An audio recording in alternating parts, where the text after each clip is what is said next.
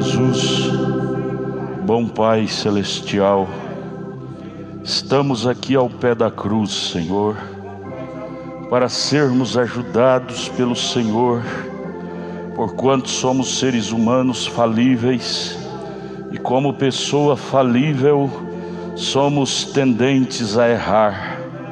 Para isso precisamos do Senhor, para alinhar nossos passos, nossos caminhos com a palavra, para que viemos a evitar de estarmos atrapalhados na estrada da vida.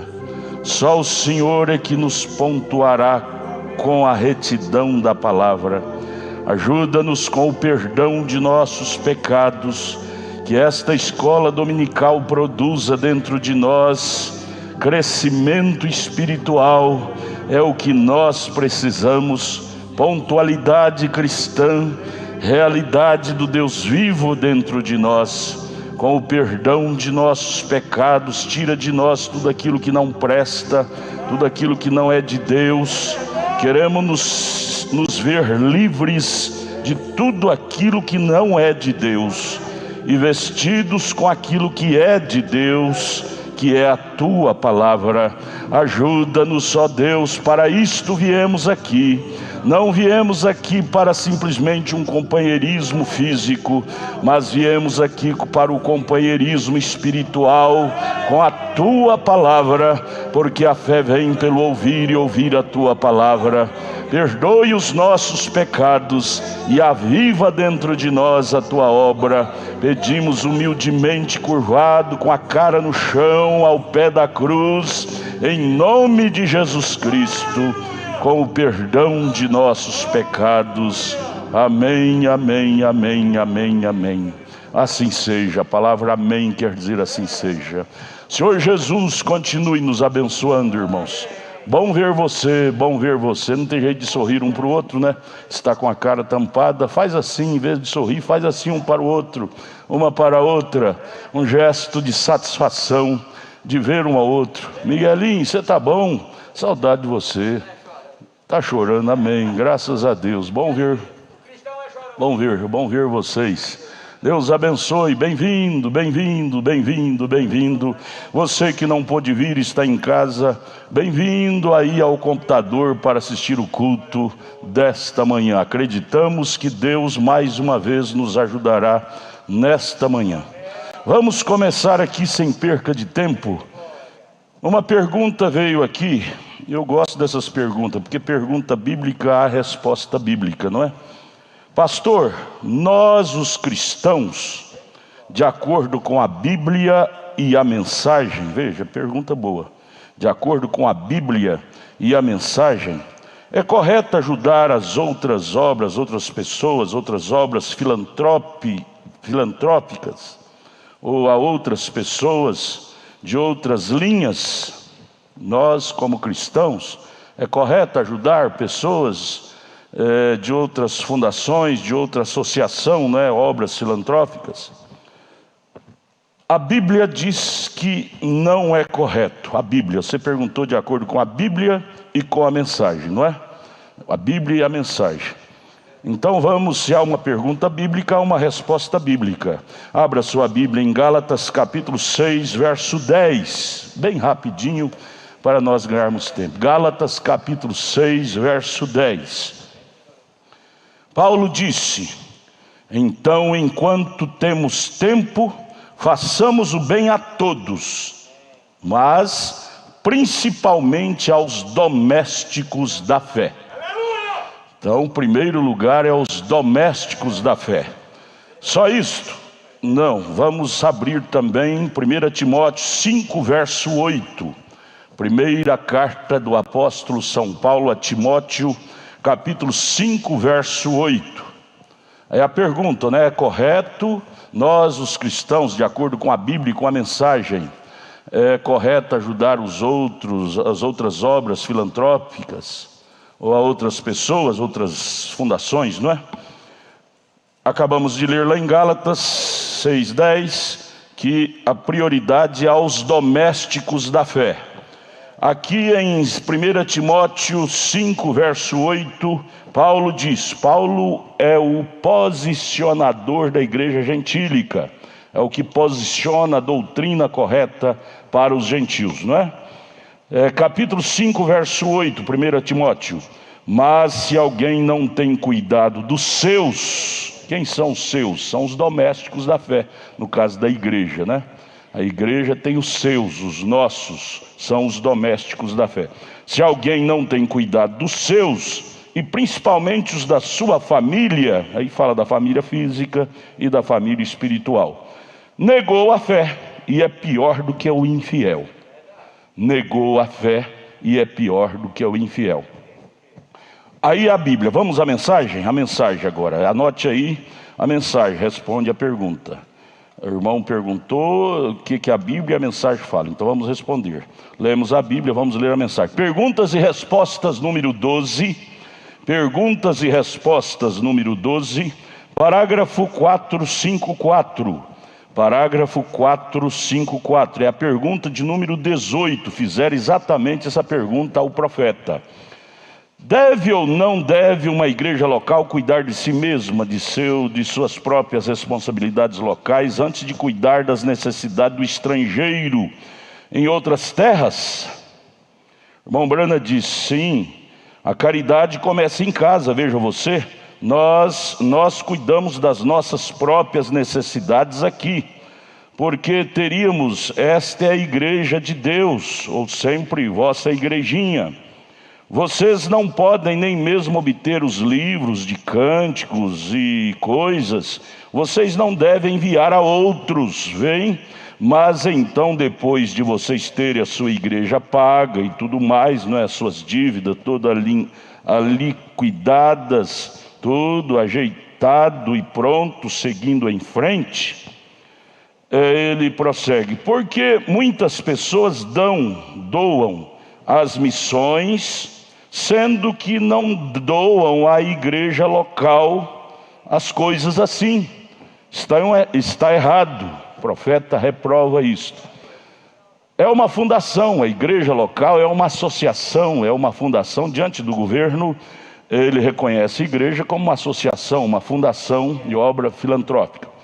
E esta associação é composta de pessoas, são os membros locais que sustentam essa associação, de pessoas necessitadas, despesas diversas, não é? No nosso caso, programa de rádio, tantas despesas evangelísticas e também aos necessitados, aluguel de casa para os necessitados, remédio para os necessitados, ajuda. Para isso nós temos o irmão Brana, a Bíblia, Atos 5, constituiu diáconos com habilidade espiritual para administrar as finanças das ofertas, para cuidar dessa gente nossa. Os domésticos da fé são os nosso povo, a igreja é responsável pelos seus.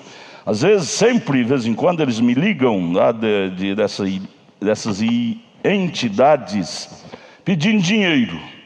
E as meninas, eu vejo elas com os bons olhos, essas que ligam.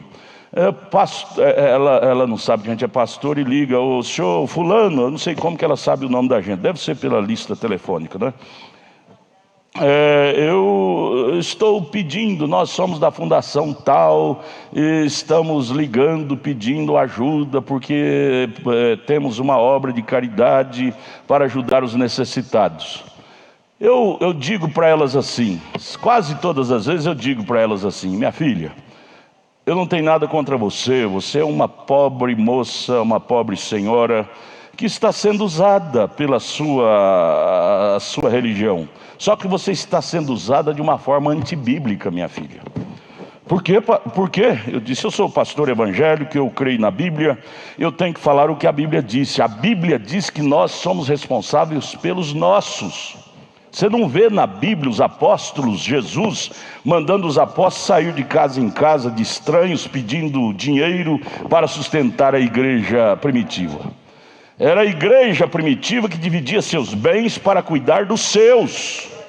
esta maneira de mandar discípulos aqui e acolá, buscando cesta básica do mercado, da obra, daquela associação A, associação B, para ajudar o povão, só para fazer média, ibope. O que eles querem é isso, é fazer ibope. Depois torna a igreja, a maior parte são centro espírita que faz isso, né? Pensa que salvação é fazer boas obras. Se boas obras ganhasse salvação, então não precisava do sangue de Jesus, né? Só obras, dinheiro, seria salvo. Eu repreendo elas com amor, porque eu sei que elas não são culpadas, elas são mandadas pelos seus líderes a ligar para Raimundo e todo mundo pedindo dinheiro para ajudar. Aí anuncia na televisão que eles são ricos, na televisão, a obra e tal, e a Fundação Filantrópica tal, estão dando cestas básicas. É pura mentira, dando nada. Eles pediram de A, de B, de C. Isso é antibíblico, aí faz média, essa coisa errada toda, não é? Não.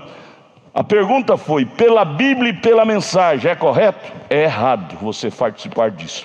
Você é responsável pelos seus domésticos da fé. E quem não faz isso, o que Paulo disse a Timóteo, capítulo 5, verso 8?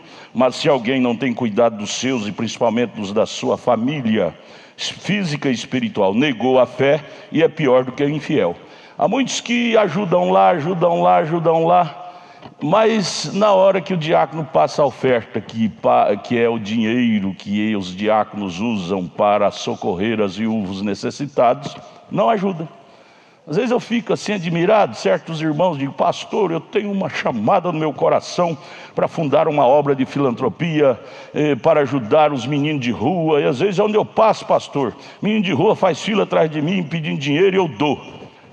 Eu sei, eu tenho certeza, aquela pessoa é mão de vaca na igreja, nem dizimista é. E, no entanto, participando, só para fazer média, e se torna o santão do bairro. Fulano é o santo do bairro. Isto é errado. Você é responsável pela obra a qual você foi chamada. A igreja é uma obra filantrópica, que ajuda os domésticos. E assim a igreja se torna uma igreja forte, abençoada, uma igreja bíblica. Não haverá nenhum passando fome em nosso meio, não haverá ninguém em necessidade em nosso meio. Os diáconos, homens hábeis, administram isto através da colaboração de todos, não é? Então, quando você ver ao irmão ou irmã falar isso, está participando disso, diga, irmão, está errado. Aí você cita a Bíblia para ele, como eu li, 1 Timóteo 5:8, Gálatas 6, verso 10, e a mensagem do irmão Brana, perguntas e respostas, número 12, parágrafo 454 e 455. É errado. Principalmente os domésticos da fé, nós somos responsáveis por ele. Aí o irmão Brana disse, depois, não é? Mas primeiro é nossa família espiritual. Eu disse, sempre eu falo para elas, as moças que me ligam, eu disse, se toda a igreja, minha filha, tivesse essa responsabilidade com seus, não haveria ninguém passando fome aí. Ninguém passando fome aí na rua. A igreja socorreria, mas querem fazer médias, sabe? Não cuida dos seus, e aí fica pedindo aqui, pedindo ali, sabe? Isso é antibíblico. Igreja bíblica faz o que a igreja bíblica fez. Amém, glória, glória, glória, glória, glória, glória. Isso dá para transbordar em língua estranha, viu? Agora nós vamos aqui para colocarmos em pé para Efésios capítulo 1. Não, espera aí, na hora certa eu chamo. O Moisés é um bom secretário, e ele me lembra das coisas na hora. Amém. Pena que a irmã não chama ele de bonito, um menino tão bonito desse, a irmã não fala. Vamos, Efésios capítulo 1, verso 3 ao 5. Eu quero falar nesta manhã, meus queridos, sobre a grande responsabilidade de nós, a adoção, sermos chamados de filhos de adoção. Como é que foi o tema que eu dei, irmão Moisés, na pregação de hoje? Características de filho de adoção. Vamos focar nesta frase, nesse tema. As características de filho, ou seja, o comportamento de filhos de adoção. Não é importante somente ler sobre adoção. É bom compreendermos quais são as características bíblicas cristãs do filho de adoção. Há muitas pessoas que dizem: eu sou cristão, vou morar no céu, vou ser arrebatado, mas não tem as características, as qualidades. Vamos então estudar isso nesta manhã. Que Deus segura o relógio aí, irmão,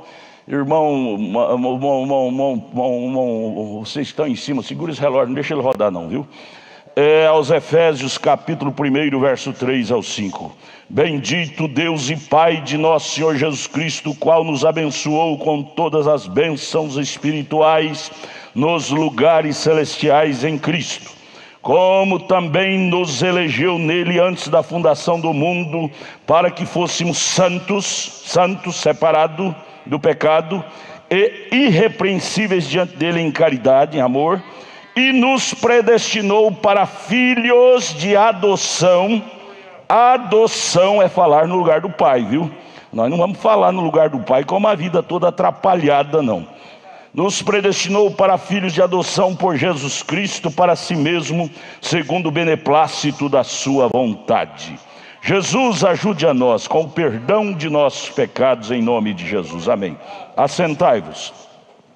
Filhos de adoção, as qualidades, as características de filho de adoção. Quero que vocês desfolhem a Bíblia.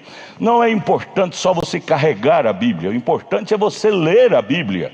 Principalmente nas escolas, nos cultos que é exigido ler a Bíblia, leia. Porque conhecer de uma forma mental é uma coisa, mas conhecer de uma forma oral, ler com os olhos é mais firmeza. Vamos ver aqui em 2 aos Tessalonicenses, capítulo 2, verso 10 a seguir. Segunda epístola de Paulo aos Tessalonicenses, capítulo 2, verso 10 a seguir. Eu quero colocar nosso coração nesta manhã sobre o apego, você, devemos ter pela verdade. Não importa quão atrapalhado nossa vida esteja, mas se em nós, Deus ver em nós, lá no nosso interior, na nossa alma, um amor pela verdade, Ele nos ajudará, Ele ajeitará nossa vida. Não importa a condição que você estiver, que o diabo te deu a rasteira, te jogou no chão, não importa. O diabo, enquanto somos humanos, ele é esperto. Às vezes ele dá rasteira na gente e derruba. Mas o que nós não podemos perder de vista é o apego pela verdade. Jesus disse: conhecereis a verdade, e a verdade é que vos libertará. Não é a mentira, não é a confusão. Vamos ver o apóstolo São Paulo, o apóstolo que colocou a igreja na base para o crescimento espiritual. Paulo foi o responsável que Deus enviou para isto. Abra a Bíblia, vamos ler. 2 aos Tessalonicenses, capítulo 2, verso 10 a seguir. E com todo o engano da injustiça para os que perecem, o diabo fazendo com as pessoas, porque não receberam. Paulo está dizendo, as pessoas que foram enganadas pelo diabo é porque não receberam o amor da verdade para se salvarem. São as presas que o diabo consegue para a sua arapuca. Pessoas que não receberam o amor da verdade para se salvarem. Repito, se em nós houver esse apego pela verdade, não importa se você é um cachaceiro ou qualquer coisa ruim que você esteja executando, mas se houver um fundo em seu coração, amor pela verdade, há um fundo clamando pelo fundo, há um fundo para responder este fundo. O que não pode acontecer em nós é o comodismo. De qualquer jeito tá bom, desse jeito eu vou para o céu. Você vai para o céu da boca da onça. Do céu de Deus você não vai, nem eu. Não importa do lado exterior se estamos atrapalhados, mas se do lado interior tiver amor pela verdade, apego pela verdade, Deus vai trabalhar dentro de nós, vai nos reconstruir, vai nos regenerar, vai nos fazer de novo. Deus é bom, gente. Veja, por que não receber o amor da verdade para se salvarem? Por isso que o diabo engana. Por isso que o diabo engana. Por quê? Porque não receberam o amor da verdade. E aí, quem não tem o amor da verdade, sabe qual é o slogan deles? Não, qualquer jeito tá bom. Qualquer jeito tá bom. Acaba não, mundão. Qualquer jeito tá bom. Esta é uma característica da pessoa não eleita. Ela não tem dentro dela o amor da verdade. Lembra de Davi? Todo errado, prostituiu com a mulher de Urias, matou Urias para prostituir com a mulher dele, a mulher dele. Mas quando o profeta Natan apontou o dedo na cara dele, leu aquela parábola, Davi tinha amor pela verdade e ele próprio lavrou a sentença: este homem deve morrer. Aí está a pancada na cabeça do diabo. Diabo, Davi poderia, com aquilo Davi estava dizendo: diabo, você me fez fazer essas coisas horríveis, mas diabo, você tem que saber que dentro de mim tem justiça, tem verdade, tem amor pela verdade, ainda tem vida dentro de mim, ainda tem Cristo na minha alma. Enquanto pudermos cultivar isso dentro de nós, tem esperança para nós. Mas a hora que você perder isso de vista e deixar esse apego pela verdade, você não terá mais recursos para você. Veja, por isso, verso 11: por isso Deus lhes enviará a operação do erro. Veja, quem perdeu o amor pela verdade, Deus libera o diabo, encher a mente dele de doutrinas erradas, operação do erro. Para quê? Para crer na mentira. Para crer na mentira. Aí vem o verso 13: mas devemos sempre dar graças a Deus por vós. Paulo vira para o eleito. Esse eleito é você, é você. Devemos dar graças a Deus por vós, irmãos amados do Senhor, por vos ter Deus elegido desde o princípio para a salvação, eleição, para a predestinação, em santificação do Espírito e fé da verdade. A fé da verdade. Quem é a verdade? Jesus disse: eu sou o caminho, a verdade e a vida. Ter fé da verdade é ter fé de Cristo. Deus nos elegeu desde antes da fundação do mundo para ter a fé da verdade dentro de nós. Uma vez esta fé sendo trabalhada em nós, nós nunca seremos enganados, nem por nós mesmos, nem por nós mesmos. Nossos sentidos não ficarão embotados para nos enganar. Você peca, mas no seu consciente, no seu inconsciente você tem a verdade. A campainha bate na hora. Pip! A fé da verdade denuncia. Não precisa de ninguém te denunciar, não precisa de ninguém te discriminar. Antes de alguém falar que você errou, a fé da verdade já te denunciou. Você errou. Pip! É a campainha da verdade. Isto deve ser trabalhado em nós. Aí São João, 1 João capítulo 4, verso 6. 1 João, ainda falando a fé da verdade, trabalhar a fé, a cultura da verdade em nós, viu? Pelo menos isto, amados irmãos, Deus deve enxergar dentro de nós o apego pela verdade, é isso que nos salva.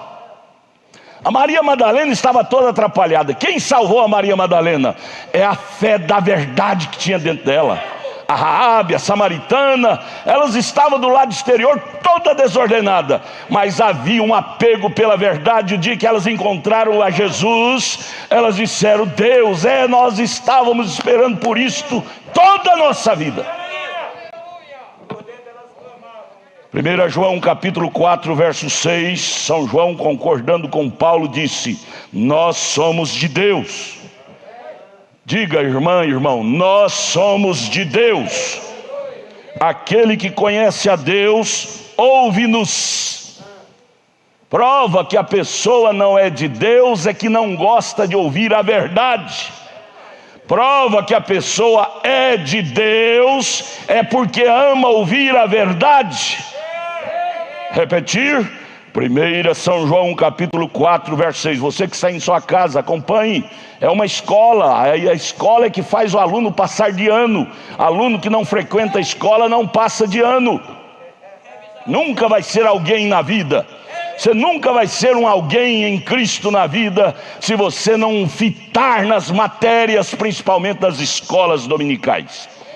Nós somos de Deus. E você tem que firmar e bater com o martelo e arrebitar na sua alma. Aquele que não é de Deus não nos ouve. Se não ouvir a João, muito menos a William Branham. Nisto conhecemos nós, o quê? O espírito da verdade e o espírito do erro. Os que não são de Deus não amam a verdade, amam o erro. Mas você te julga pelo que está dentro de você. Irmão lá em cima, esqueci seu nome, lá de Ceilândia, achei tão bonito. Ele chegou esses dias quase chorando ali: pastor, eu tive um tempo aqui e sumi. Eu disse: estava com saudade do senhor. Ele disse: pastor, eu quero que o senhor saiba, eu não dou conta de ficar fora disto. Foi isso que o senhor falou, não foi? Levante a mão. Eu não dou conta de ficar fora disto. Dentro de mim há algo que ama isto. É isto, irmão, que dá chance para Deus nos restaurar. É o amor pela verdade. Aí vamos aqui agora, preste atenção, vocês que estão na internet. Há muita gente que podia estar aqui, ali fora no pátio. É muito melhor estar aqui. O que Davi disse no Salmo 27? É melhor ser um capacho na porta. Capacho é tapete. Mas estar na casa do Senhor do que ser o que ele falou?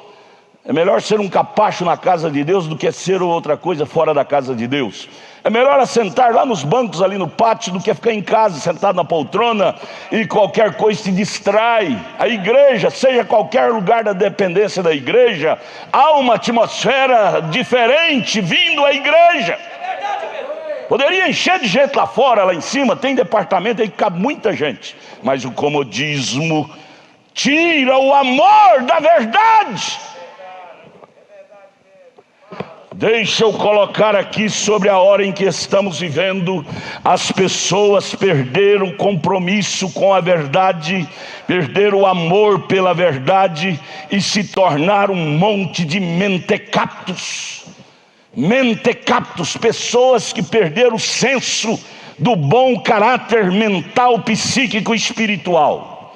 E a razão pela qual eu vou discorrer aqui alguma coisa: a sociedade moderna está adoecendo coletivamente.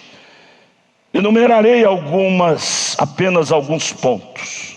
Porque a sociedade moderna está adoecendo coletivamente.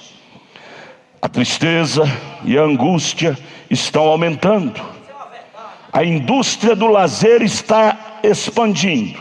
Nunca tivemos uma fonte de estímulos para excitar a energia emocional como na atualidade. Lazeres, lazeres, lazeres, lazeres. Indústria do lazer.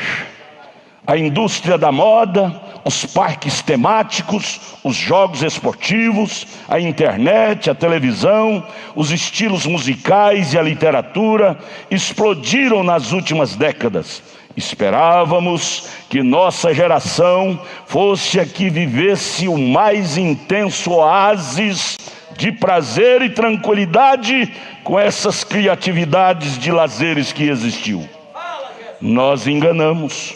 Jamais fomos tão tristes e inseguros como agora. Então, isto não é a resposta. Lazeres, estímulos, televisão, redes sociais, era para sermos o povo mais feliz, mais leve, psiquicamente falando, espiritualmente falando. Mas nós enganamos. Jamais fomos um povo tão tristes e inseguros como agora. As pessoas estão a sós, no meio de milhares de gente, no entanto estão a sós nos elevadores, no ambiente de trabalho, nas ruas, nas praças esportivas, estão sós no meio da multidão, isolados no meio da multidão. O diálogo está morrendo. Pais e filhos não cruzam suas histórias, raramente trocam experiências de vida. A família moderna está se tornando um grupo de estranhos entre família. Não conversam mais, é só rede social. Todos vivem ilhados em seu próprio mundo. Todos, começando da família, vivem ilhados, a sós, em seu próprio mundo. Aprendemos a explorar os detalhes dos átomos, a inteligência, a mente humana. Aprendemos tudo. Explorar os detalhes dos átomos. Átomos é uma coisa minúscula, que você quase nem enxerga. E as forças que regem o universo, aprendemos tudo. Mas não sabemos explorar o mundo de dentro de nós. Aprendemos a estudar a matemática, a física, a arte da computação, ciência temática e tantos astros e tanto ciência. Mas não aprendemos a estudar a ciência do bem-estar dentro de nós. Por que estamos perdendo a batalha? Por sermos uma espécie de pessoas pensantes, temos tendência de cuidar seriamente daquilo que tem mais valor. Como pessoas pensantes, todo ser humano é. Cuidamos do motor do carro para não fundir, cuidamos da casa para não deteriorar, cuidamos do trabalho para não sermos superados, do dinheiro para não faltar. Alguns se preocupam com suas roupas, outro com suas joias e ainda outro com a sua imagem social. Mas qual é o nosso maior tesouro? O que deveria ocupar o centro das nossas atenções? O carro, a casa, o trabalho, o dinheiro, as roupas, as viagens, o lazer? Não! O maior tesouro é a vida. O maior tesouro, o maior bem que Deus nos deu é a vida. Cuidamos, infelizmente, dos acessórios, e não buscamos cuidar da máquina motora que é a vida. Pense nisto. Sem ela não temos nada e não somos nada. Sem a vida. E falando de nós cristãos da verdadeira vida, que é Cristo. Fora disto é tudo fantasia. Eu estou completando 61 anos de idade. E o que mais tem me estressado, durante esses anos, 48 anos de crente, batizado na mensagem, tenho chegado à conclusão, e bato o martelo nisto, que o resto é tudo fantasia fora de Cristo. São alegrias momentâneas, mas acabam. Alegrias passageiras, mas acabam. Cristo é a única resposta sólida.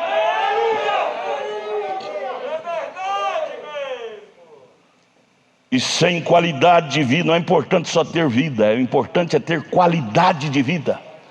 Me diga para mim uma melhor qualidade de vida fora de Cristo. Você tem passeios, viaja para a Europa. Eu vou viajar, fazer uma tournée. Estou cansado de ver isto. Estou cansado de ver isto. Eu gosto muito de prestar atenção nas coisas. Pessoas que chegam em casa de uma tournée e faz outra.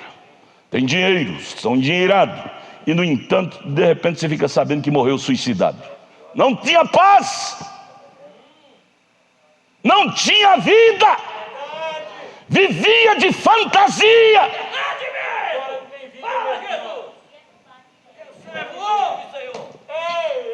Sem qualidade de vida. Qualidade de vida não é dinheiro, não é lazer, não é coisas que agrada a carne. Você pode ter sua carne no seu melhor bel prazer, comer as melhores iguarias, ter aí uma harém de mulheres.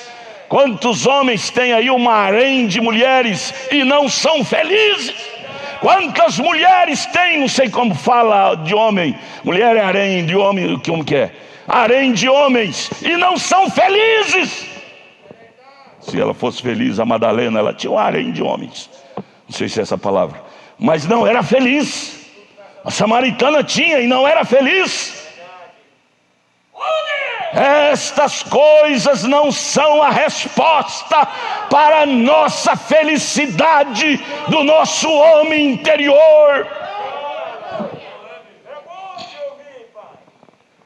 Sem qualidade de vida, ainda que estejamos vivos, não temos sentido, encanto, saúde e prazer de viver. Sem qualidade de vida, os ricos se tornam miseráveis, os fortes se tornam frágeis, os famosos vivem uma farsa. Mas será que cuidamos com seriedade da nossa qualidade de vida como cuidamos das outras coisas? Raramente quem é mestre em administrar sua emoção. Quem é? Mestre para governar sua própria vida, administrar sua própria vida, suas emoções. Muitos governam países, mas são controlados por suas emoções doentias. São bons administradores, governantes, governam nações poderosas, mas têm mentes doentias. Não dão conta de governar suas próprias emoções. Vivem com 10, 20 harém de mulheres, elas com não sei quantos amantes. Quem é especialista em liderar seus pensamentos, suas emoções? Estamos aprendendo nesta manhã, amados irmãos, a especialidade de governar a nós mesmos. Nós preocupamos muito com a vida do A, do B, do C, vida errada do A, do B, do C, e não preocupamos com a nossa, que é a que vamos responder diante de Deus. Quem é especialista em liderar a si próprio, ao seu ser interior? Muitos dirigem empresas, mas são algemados pelos seus pensamentos errados. Pensamento manda para cá, você vai, manda para lá, você vai.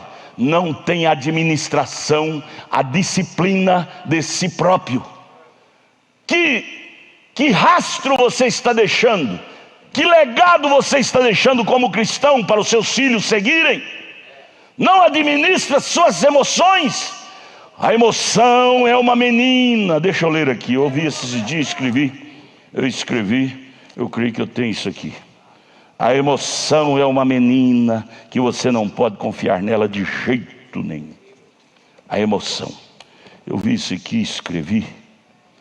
Às vezes aprendemos a dirigir veículos, dirigir empresas, e não aprendemos a dirigir a nós mesmos, não aprendemos a ser líder de nós mesmos. Por que voltarmos a rearquivar coisas em nossas vidas que já desarquivamos e deletamos há muito tempo? Ou arquivar arquivos ruins da vida dos outros? Isso é falta de administração do seu ser de dentro. Coisa que você converteu, deixou para o mundo, foi desarquivado da sua consciência através do batismo nas águas. Você creu no sangue de Jesus Cristo, mas com o tempo o diabo vai trazendo aquilo na sua mente, você vai rearquivando de novo e vai sendo escravo daquilo, quando o sangue já te lavou, te isentou daquilo. E às vezes não só coisa sua, mas problema dos outros, você tem o prazer de arquivar no arquivo de sua memória arquivos ruins da vida dos outros, e sempre tem aquilo vivo dentro de você, quando você não desarquivou nem os seus, e vai arquivar dos outros. É manhã de libertação, é manhã da cura da alma.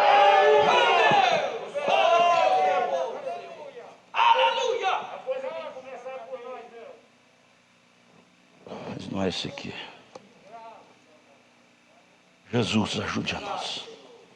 Diga assim: Jesus, ajuda a nós. Em misericórdia, precisamos de uma lavagem espiritual. Nosso espírito às vezes fica sujo. A melhor é aqui. Deixa eu ver aqui sobre a emoção. É uma menina que você não pode confiar nela.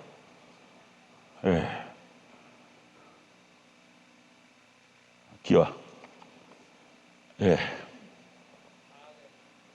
Aqui, ó. Emoção. Nunca dê um cartão de crédito ilimitado para ela. Homens, mulheres, ouça-me. Falando desta menina chamada emoção. Comprar pela emoção e não pela razão. Nós, seres humanos, somos escravos desta menina irresponsável que habita dentro de nós. Todos nós temos ela, essa menina chamada emoção. Você não pode deixar essa menina te governar. Ela não tem responsabilidade. Nunca dê um cartão de crédito com conta ilimitada para ela. Ela é a sua emoção. Fazer compra pela emoção e não pela razão é um desastre. A emoção é parte de sua vida e é importante. O homem que não tem emoção é um morto. Ela é importante, é parte, mas cuidado com ela, ela é imatura. É importante para você, mas nunca confie decisões sérias a ela, pois sempre ela será uma criança dentro de você, terá comportamento de criança. Por isso ela tem que ser vigiada com a razão. Para você dar água para a emoção, dar a liberdade para ela, ela tem que ser acompanhada com a razão. É razoável fazer isto? É bíblico fazer isto? É razoável? É correto? É bíblico? A emoção quer tudo que vê. Tudo que vê diante dos olhos, a emoção quer. Você vê uma mulher mais bonita que a sua, a emoção quer. Você vê um homem mais bonito que o seu, a emoção quer. Ela é uma menina irresponsável. A emoção faz parte, sem ela a vida seria sem sentido. Mas vigie essa menina. Vamos voltar aqui. Quem é especialista em liderar a si mesmo? Este é o homem que Deus está procurando. Esta é a mulher que Deus está procurando. Líderes de si mesmo, de seus sentidos, de suas emoções. Muitos dirigem empresas, mas são algemados pelos seus pensamentos. Escravo, prisioneiro de seus pensamentos e prisioneiro de pensamento dos outros. Qualquer pessoa faz a cabeça dele. Você já viu essa expressão, fazer a cabeça? Sei lá o que é que significa, mas é mais ou menos isso, né? A Maria vai com as outras. Escravo de liderança de outros que ferem a Bíblia. Temos que ser submissos? Temos. Diz a Bíblia, diz a mensagem, diz o irmão Brana, submisso. Desde que aquilo tenha fundo bíblico correto. São escravos de seus pensamentos, seus instintos. Sofrem por pequenos problemas. E o que é pior, por coisas que nunca irão acontecer. Vive sempre o amanhã em vez de viver o hoje. Está sempre olhando para o amanhã em vez de usufruir do hoje. Gente, coma, beba, durma, relaxe, ame o hoje. Amanhã não nos pertence. Muitas pessoas são escravas do amanhã, fica sem comer, sem dormir, pensando só no amanhã, no amanhã. E o hoje? Aí vira o crente urutau. Crente urutau. O senhor é lá do Mato Grosso, o senhor conheceu o urutau lá?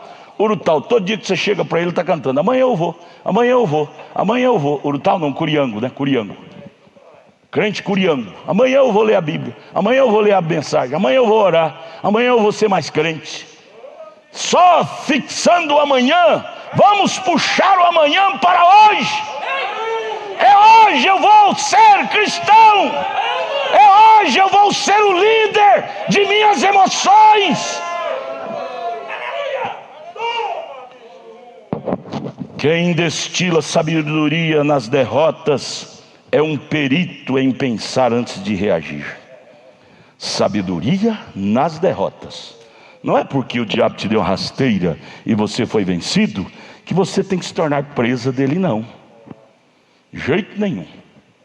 Existe o pé da cruz para você recorrer à força maior que é Cristo, e Cristo te tirará daquela derrota, daquele charco de lodo que você caiu. Olhe, há um poder maior a nosso favor. Administre o seu homem interior crendo no maior. Aí vem até psicólogos e psiquiatras que são profissionais com a responsabilidade de cuidar da saúde dos outros, têm dificuldade de cuidar da sua própria qualidade de vida. São profissionais em aconselhar o ar. Você chega na sala de um psicólogo, de um psiquiatra, de um psicanalista, eles sabem falar bonito. Eles aprenderam na faculdade, são coisas mecânicas, mas não aplicam nada daquilo para si. São escravos de seus traumas, escravos de seus instintos. A pior controvérsia, disparidade, é você chegar na sala de um médico, principalmente médico do coração, e ver ele fumando cigarro. Isso é uma disparidade. Isso choca com a própria profissão dele. Chegar na sala de um psiquiatra e ver ele fumando um cigarro, ou ver ele bêbado de bebida alcoólica. E o que existe demais. Então isto não é a resposta. Tudo bem, Jesus diz: faça o que eles mandam, mas não faça o que eles fazem. Mas deixa eu repetir aqui, até os psicólogos, psiquiatras, que são profissionais com a responsabilidade de cuidar da saúde dos outros, eles próprios têm dificuldade de cuidar da sua própria qualidade de vida. Por quê? Não se humilha. Cresceu, subiu no píncaro da filosofia, da psicanálise, da psicologia, da psiquiatria, e se torna um dono da sua própria vida e não sabe que são pobres. Não deixa o ser maior cuidar deles. Aí vive com pobreza de vida. Muitos exigem demais de si, trabalham excessivamente nas coisas humanas, mecânicas, e não têm tempo para se dedicar àquilo que é mais importante, que é a alma, que é a qualidade de vida. Qualidade de vida, amados, fala do interior. O interior, se não estiver bem, não tem como o exterior estar bem. E para estar bem no interior, você tem que estar ligado com aquele homem lá de cima. Ele é que regula os ponteiros do nosso homem interior. Ele fora do quadro, tudo ficará desordenado. Sua vida material, espiritual, conjugal, psíquica, social, estará tudo desordenado, porque Ele é que controla os ponteiros do nosso homem interior. É Cristo, é Cristo, é Cristo.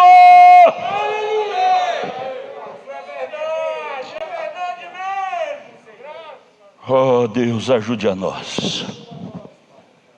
Observe que o barulho do carro nos perturba e nos faz ir ao mecânico. Você ouve o barulho do seu carro com um tom diferente, você já fica preocupado, vai ao mecânico para saber o porquê. Ronco do câmbio te deixa preocupado, tem que ir ao mecânico. Meu carro está com ronco no câmbio diferente, o barulho do motor está diferente, mas muitas vezes nosso corpo, que é o nosso veículo, grita através da fadiga excessiva, dores, distorções, psicossomáticos. Ele está nos avisando que estamos distorcidos, mas não ouvimos a sua voz. Você ouve a voz, você não ouve a voz da sua alma. Você ouve a voz do seu corpo, mas não ouve a voz da alma. A voz do corpo, da carne. São João disse: são as concupiscências da carne, concupiscência dos olhos, soberba da vida. São as vozes do corpo. Concupiscência quer dizer desejo, desejo, desejo. E queremos matar a sede da voz da carne, através de lazeres, lazeres, lazeres, lazeres, lazeres. Você sabia, meninas, meninos? Se você não sabia, fique sabendo agora. Sexo é um lazer? É o lazer psíquico, da mente. E por isso que os meninos estão novinhos ainda, 9, 10 anos, já quer ter esse lazer. Me chame todos eles que enveredaram por esse lazer, para ver se eles não têm uma alma pesada, dizendo: por que eu fui me enveredar por isto? Maldito dia que eu dei água para esse lazer. Eu tenho assentado durante esses 48 anos que eu sou crente, eu tenho mais de 30 anos que eu sou pastor, tenho atendido muitos homens que largou suas mulheres e mulheres que largaram seus maridos atrás de outros. Todos eles, a resposta é esta: pastor, não compensa. Não compensa. É tédio, é melancolia, é frustração. Então, ouvir a voz da carne é perigoso. A voz da carne é a voz dessa menina chamada emoção. Alguns só ouvem a sua voz quando estão no hospital, já infartados, mortos, ou estão na cadeia, porque ouviu a voz da concupiscência e fez loucura, vai parar na cadeia. Aí quando está lá na cadeia, oh, que loucura louca que fiz. Nossa espécie de viventes, seres humanos, está passando por uma crise sem precedente. E eu quero pegar esse gancho para introduzir em suas mentes. Diz-nos o nosso profeta, endossado por Paulo: as coisas naturais fala das coisas espirituais. Toda peripécia, todo mal que se desenrola fisicamente nas pessoas, males espirituais estão se desenrolando paralelamente. São dois acontecimentos simultâneos que desenrolam no meio da sociedade. Vocês estão vendo essa coisa terrível, esse pânico, essa coisa horrível, pandemia, fisicamente matando, destruindo seres humanos morrendo. Não fiquem parados, é hora de exercer discernimento e vigilância. Pandemia espiritual está correndo paralelamente a isso. É hora de ligar a anteninha espiritual. Nosso profeta nos alerta a isto. Quando você vê males físicos sobre a terra, vigie, há males espirituais que estão correndo paralelamente. O natural e o espiritual correm paralelos. Nossa espécie de seres humanos, está passando por uma crise sem precedente. Crise de personalidade, crise de caráter, crise de postura, crise de identidade. Agora eu vou para a mensagem aqui A mensagem eu ainda vou ler com a igreja, já li lá em Taguatinga e vou ler com vocês. Micaías, o profeta, parágrafo 41 ao parágrafo 43. O irmão Brana fala, ele bate nessa tecla. Estamos falando sobre adoção. Pastor, o senhor não leu a mensagem de adoção? Eu estou pregando a mensagem de adoção. É impossível vir a adoção sem posicionamento. Posicionamento. Há muitos pastores que entendem diferente. Não há adoção sem posicionamento. Lembra? Gálatas 4? O pai lá no Velho Testamento colocava um tutor para vigiar o comportamento do filho, e depois de um certo tempo é que ele celebrava de acordo com o comportamento, com as notas, é que ele dava adoção. Nunca existiu adoção sem ser endossada com comportamento. Nós queremos ser arrebatados, todos nós. Queremos ir para o céu, todos nós. Mas aonde está o comportamento para recebermos essa autorização? Para entrar lá tem um portão, tem uma portaria. E para entrar na portaria você tem que ter o ticket. Onde você arrumou o ticket que lhe autoriza a entrar aqui? Para você viajar em um avião, você tem que ter a passagem picotada. Como você vai viajar num avião sem ter a passagem picotada? Lá passa a máquina, lá o computador, tem que registrar, ter a evidência que aquela passagem você pagou. Como que queremos ir ao céu sem ter o ticket? Qualidade de filho adotado. É bom pensarmos nestas coisas para não estarmos enganando a nós mesmos. É bom dar um beliscão. Eu sei que o diabo odeia esse tipo de sermão, mas esse é o sermão de filhos de adoção. O diabo odeia ser descoberto, mas Cristo ama nos libertar. Aleluia! Vamos dizer, minhas irmãs, aleluia! Glória a Deus! Esse é culto de língua estranha, gente. Você pensa que culto bom é aquele que a igreja está cantando, rebolando, com a vida toda suja? Culto bom é aquele que a palavra está caindo, que a palavra, o ensinamento, isso é que liberta almas.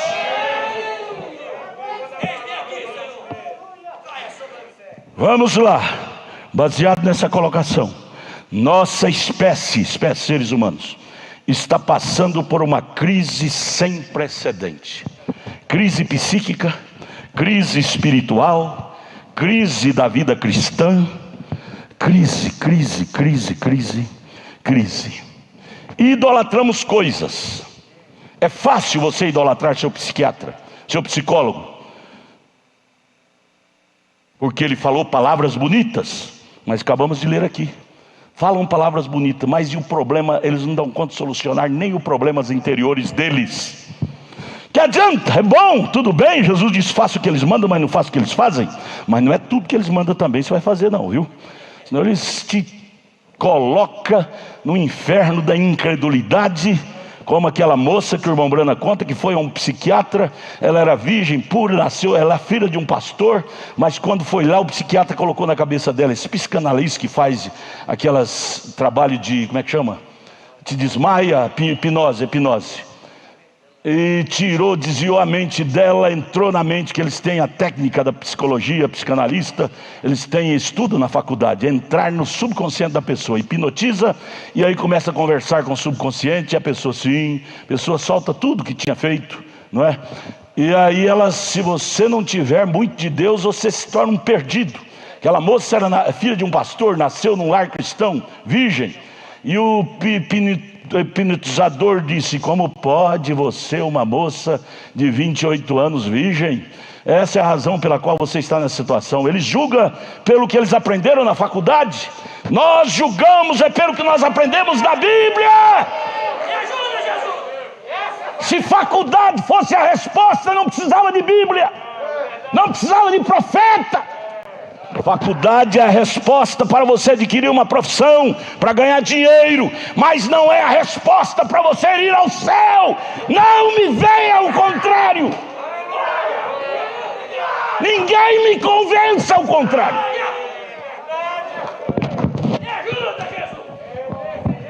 que é que esse microfone não para aqui mais, hein?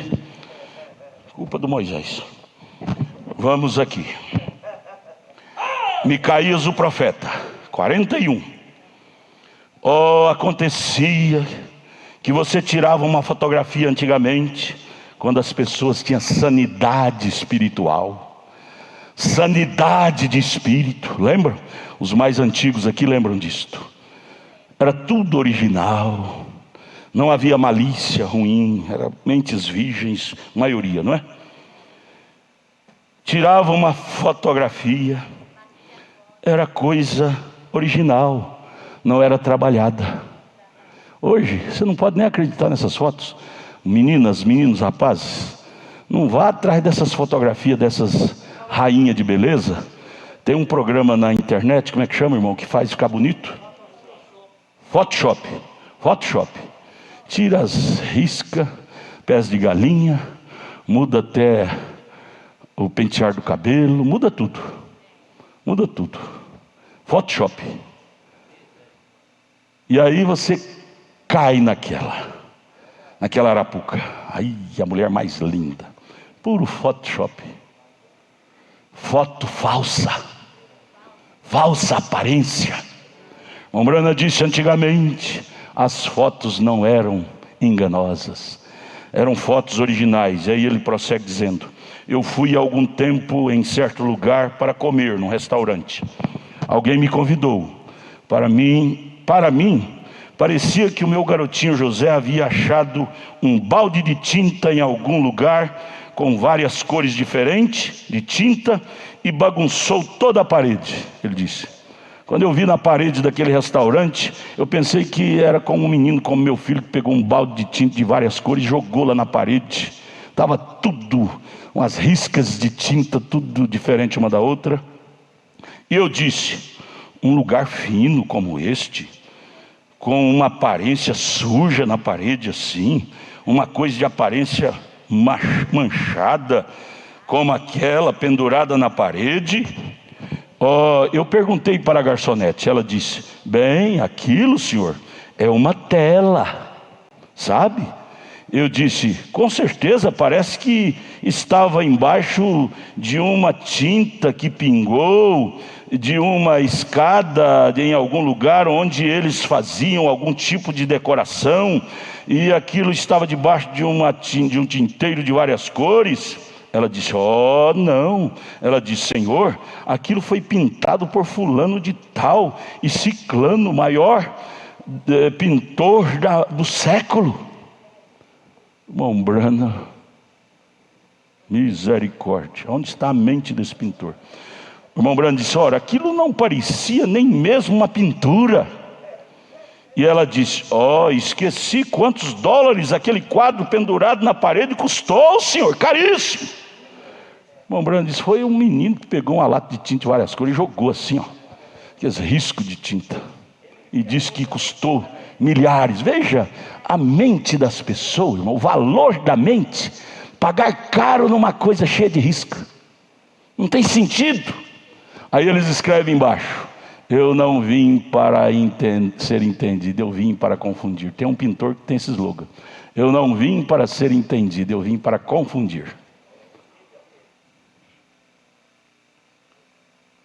Eu disse: se fosse comigo, eu daria esse tanto de dinheiro, era para tirá-lo dali, tirar essa feiura aí da parede. Eu disse: porque ele me dá angústia até a morte, e tem uma aparência tão repugnante, esse quadro. Mas veja aqui, voltando à frase: nossa espécie de humanos está passando por uma crise sem precedente, crise de personalidade, idolatrando obras de neuróticos. O mundo dos neuróticos, neuróticos trabalhando e neuróticos adorando neuróticos, promovendo. É o caso do pensamento. Cadê meu secretário, irmão Magno? Irmão, o senhor sabe como é que chama aquele pensamento? Como é que é? Neuróticos criou essa tese de pensamento. Como é que é? Livre pensamento? Cadê Lourinho, gente? ideologia de pensamento, a tese criada por neuróticos, e a maioria dos seres humanos curvado diante dessa tese. Ideologia de pensamento: uma criança tem o direito de escolher o sexo. Deus errou de fazer ela homem, fazer ele mulher, fazer ele homem, fazer ela mulher. Ele tem o direito. Ideologia de pensamento, teses de neuróticos.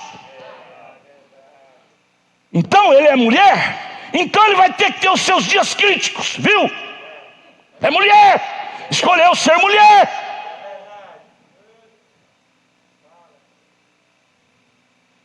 Teses de neuróticos, e o mundão curvado ao altar desses neuróticos, e muitos crentes também aderindo-se a isso, pobres de espírito, sendo manipulado por esses pobres de espírito.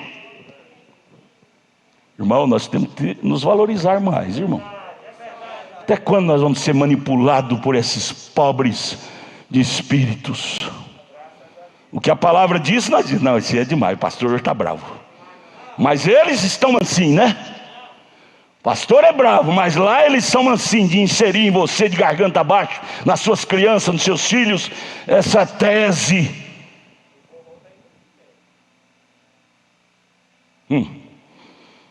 Olha, irmão, enquanto vocês quiserem ouvir a verdade, vem cá. O dia que vocês não quiserem mais, vai para outro mundo, vai lá na outra igreja, vai para outra igreja. Não precisa ficar aqui não.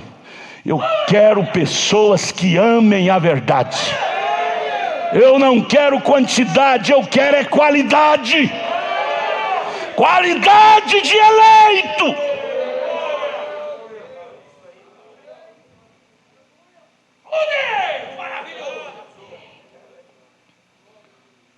E aí, você sabe, irmão Brana, lembrando dos tempos antigos, valorizando quando a coisa era original. Ele disse: antes era preto no preto e branco no branco. Se você os mistura, você obtém cinza. Não é a cor original. Então é assim que é. Eles estão tão misturados. Evangélico, só evangélico. Me dá nojo, gente, me dá nojo ver as pessoas dizer que é evangélico e viver uma vida imunda. Mulher, cabelinho cortado, pintada, roupa de homem, e dizer que é evangélico. Isso envergonha a Bíblia, gente. Aonde na Bíblia tem apoio para as mulheres andarem indecentes assim e dizer que são evangélicas? Cabelinho cortado, roupa transparente, ainda tem coragem de subir no púlpito e até pregar. E os irmãos homens com H maiúsculo cobiçando, que se ele é homem, ele tem que ter glândulas masculinas. Se ele não cobiçar é porque ele é mulher.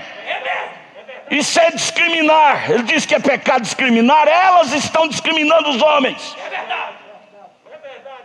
Eles estão mexendo com nós na rua. É a lei da Maria da Penha. Quem tinha que ir para a cadeia é elas.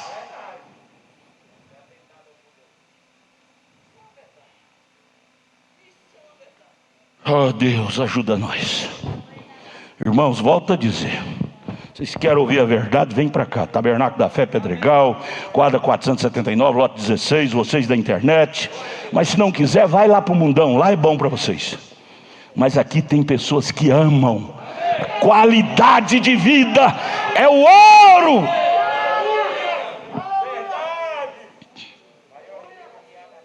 Veja, mistura.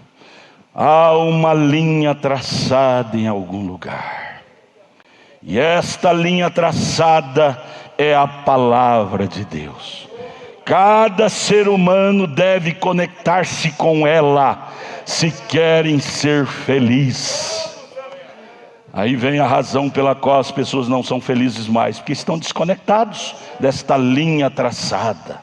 Estou lendo o parágrafo 42 da mensagem Micaías o profeta. Você pode pegar ela aí na casa da literatura. Micaías o profeta é a mensagem, a bem-aventurança esquecida. É duas mensagens, a bem-aventurança e Micaías o profeta.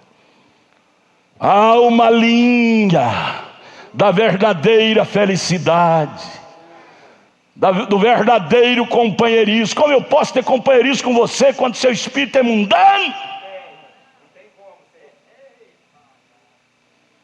Amós 3:3, como pode andar dois juntos se não tiver com o mesmo espírito, o mesmo acordo? Há uma linha, essa antiga linha nunca perdeu seus valores. Esta linha chama-se Bíblia Sagrada, chama-se Palavra de Deus. Esta linha chama-se Cristo, Cristo, Cristo, Cristo. Fora disto é distúrbio, é desgraça. Esta é a palavra, a linha traçada de Deus, é a sua palavra. Que toda a palavra do homem seja mentira, e disse Deus, a minha verdade. Romanos 3:4. Aí o profeta vem baseado nisso, diz: então, como podemos abençoar o que Deus tem amaldiçoado? Escute-me, escute aqui agora, preste atenção nessas frases do profeta. Como pode você permitir homens que se casaram 2 ou 3 vezes e serem diáconos em suas igrejas? Quando a Bíblia diz em Timóteo 3 que ele tenha uma só mulher, casou uma só vez, colocá-los como diácono porque tem um dízimo grande, dar ministério para eles, porque hoje nas denominações é assim. Lá tem almona e alminha. Almona é quem dá o maior dízimo, alminha é quem dá o menor. Isso não é de Cristo, isso não é bíblico. Como podem vocês permitir que mulheres de cabelos cortados, que usam shorts e que vestem de modo sensual, subam na plataforma e toquem o piano e saiam pelas ruas andando por aí assim e não dizem algo a respeito daquilo? Você, pastor, você não consegue parar isso. Eles dizem: irmão Brana, você não consegue mudar isso, irmão Brana. Irmão Brana diz: tudo bem, eu não consigo parar isto, mas você pode dizer uma palavra contra isto. Tem que haver uma voz. Eu acho lindo na mensagem o fundo clama o fundo, o irmão Brana orando a oração da alma. Ele diz: Deus, um dia desse essa voz será silenciada, eu vou morrer, mas Senhor, permita que lá onde eu estiver pós-morte, eu possa ouvir minha voz aqui nas fitas, clamando contra o pecado. Permita-me que quando eu morrer, eu possa ouvir, se é que pode ouvir do lado de lá, ouvir minha voz ressoando de cá, gritando contra o pecado. Essa deve ser o nosso afã, de cada um de nós, irmão. Quando sair da vida, ficarmos nos anais da história como cristão, não como mundanos. Deixar esse legado para os seus filhos, seus netos, bisneto, tataraneto. Aqui passou o meu avô, tataravô, meu pai, deixando o legado de cristão. E 95% delas, mulheres fumando cigarros, se comportam de modo duvidoso, bebem cerveja e são obreiras nas igrejas. Eu estive em uma universidade não faz muito tempo, universidade evangélica, e em um campus onde as moças jovens andavam por ali vestidas com shorts e latas de cervejas jogadas por todas as partes, e os ministros rindo e criticando o evangelho. Os professores lá na universidade evangélica, professores que quase todos eles são pastores, rindo, criticando o evangelho e liberando as moças a andar assim, latas de cerveja jogadas em todos os cantos, bêbadas. Bem, como pode você esperar a próxima geração ser? Aí vem o irmão Israel: que será da próxima geração? Eu vejo meus netinhos, agora parece que encomendar mais um. Na hora eu apresento aqui, mas me dá uma dó dos bichinhos. Todas as crianças que eu apresento aqui. Sabe por quê? O que será da geração deles, se Deus não tiver misericórdia? Vivendo neste mundo que se tornou um lixo, entre psicóticos. Se eles não tiverem muito de Deus, se os pais deles não inserir Cristo na alma deles, eles serão produtos de lixo dentro deles. Eu bato nessa tecla e vou bater até morrer. A responsabilidade de ser pai, de ser mãe é muito séria. Há muitas mães que não são mães, são matriz, e muitos pais são só reprodutores, não tem nada de caráter de pai para deixar legados para os filhos. Não tem culto doméstico, é um cultinho rasinho. Jesus abençoe, minha mãe não passa nem do teto a oração. Não chora com os filhos no culto doméstico, para eles sentirem presença de Deus. Cultos superficiais.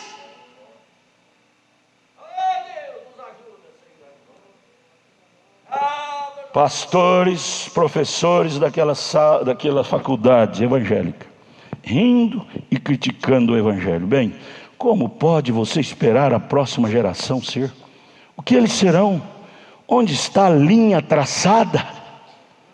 A linha traçada chamada Palavra de Deus. Onde está ela no meio dessa geração podre, chamada evangélica? Aí ele disse: eu tinha um velho amigo metodista, o Dr. Spurgeon. Ele costumava cantar uma canção dizendo: nós deixamos cair as barras, nós nos comprometemos com o pecado, nós deixamos cair as barras e as ovelhas saíram, mas como as cabras entraram. As ovelhas saíram do aprisco, mas como as cabras entraram, misturaram. Foi quando você deixou cair as barras que isto aconteceu, lembra? Lembra, pois, de onde caíste? Foi quando você deixou cair as barras da bandeira da palavra, a linha traçada. Você deixou de vigiar a linha da palavra, linha traçada. Foi quando o diabo entrou em sua vida e te infernizou todinho, você e sua casa. Mas ainda há chance. Cordeiro ainda está no trono de intercessão. Arrependei-vos e convertei-vos e volte ao evangelho, volte ao altar com lágrimas, para reconstituir suas famílias, suas vidas com Deus.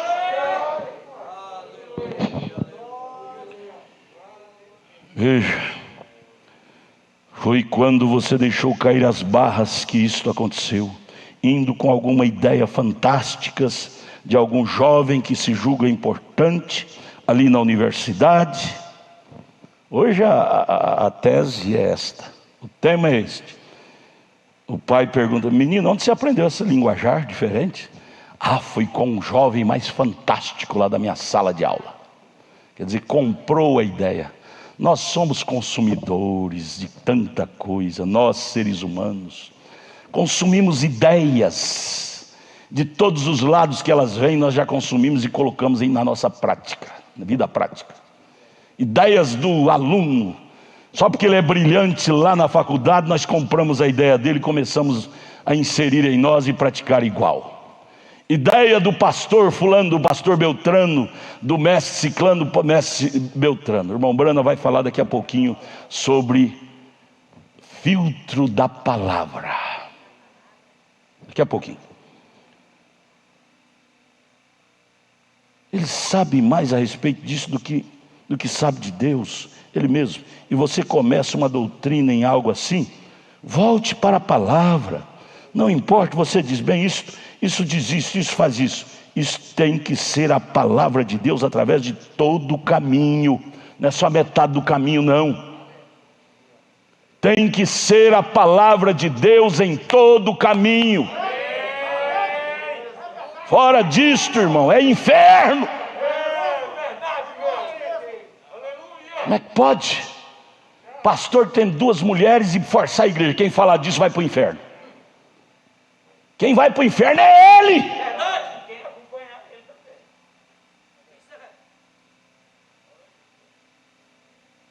Como é que pode? Um dia eu fiquei estarrecido. Um homem lá de longe,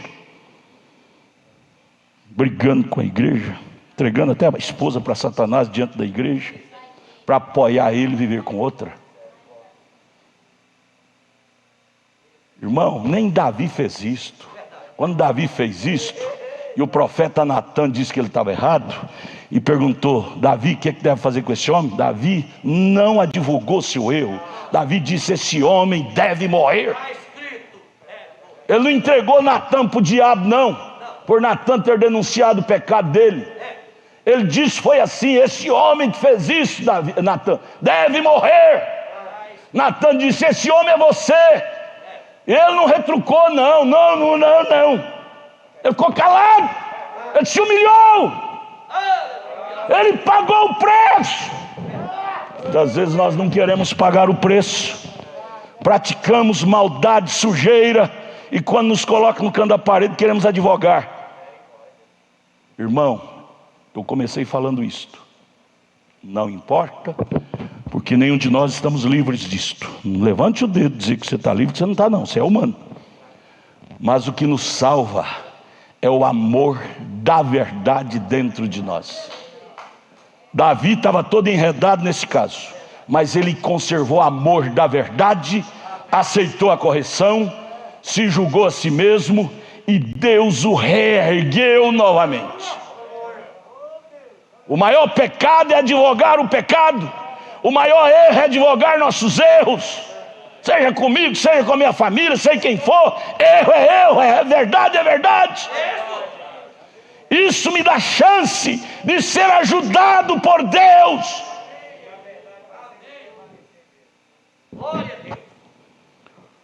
Aqui no sexto selo agora ele vai puxar a orelha aqui sobre revelação. E vem o caso: eu fui revelado, eu senti no Espírito fazer, fui inspirado a fazer isso. Irmão Brando, eu falei na palavra do dia esses dias para trás, eu gravei a mensagem A Queda do Mundo. Lá no final o irmão Brando puxou a orelha e disse: nem todas as nossas inspirações são de Deus. E pessoa dizendo: eu fui inspirado a fazer isso. Vamos checar com a Bíblia, com a mensagem do irmão Brando, para ver se essa inspiração é de Deus. O irmão Brando disse: eu vou para o mato caçar. Caçar é um hobby, mas eu vou lá para falar com Deus. E lá me vem revelação, inspiração, mas às vezes eu não tenho caderno, eu escrevo até na coronha da espingarda. Mas antes de eu pregar no púlpito aquela inspiração, aquela revelação, eu primeiro checo com a Bíblia. Se aquilo chocar com a Bíblia, eu jogo aquilo fora. Este é o posicionamento de cristão. Vamos ver sobre revelação. O irmão Brana fala aqui no sexto selo, anote aí, gente. Isso é matéria de escola dominical. Pais e filhos. Culto bom é culto de ensinamento. Culto de língua estranha, de barulhão, isso não edifica ninguém, alegra, mas não constrói. Sexto selo, 36 até o 54. Segura o relógio aí, irmãos, vocês estão em cima. Agora, como uma pessoa diz que eles tiveram uma visão e conta o que ela foi, eles estão certos que foi o Senhor quem a deu. Você encontra a pessoa dizendo que teve uma visão, uma revelação, e você conversa com ele, com ela, ele está tão convicto que aquela visão, aquela revelação é de Deus, e chega até a brigar com a gente quando você bate contrário. Não, pastor, eu vi luzes. O diabo é um iluminado também, uma falsa luz, um anjo de luz, Lúcifer. Eles estão tão certos que o Senhor é quem deu, porque veio com grande poder, poderzão. É o poderzão. Os crentes cantarem, os jovens cantar, eles chegam até a tirar os bancos do meio da igreja, e os jovens, o culto deles é pular e rock and roll. Igrejas até dá mensagem e diz que é o poderzão. Mas eu quero saber de onde está vindo esse poderzão, viu?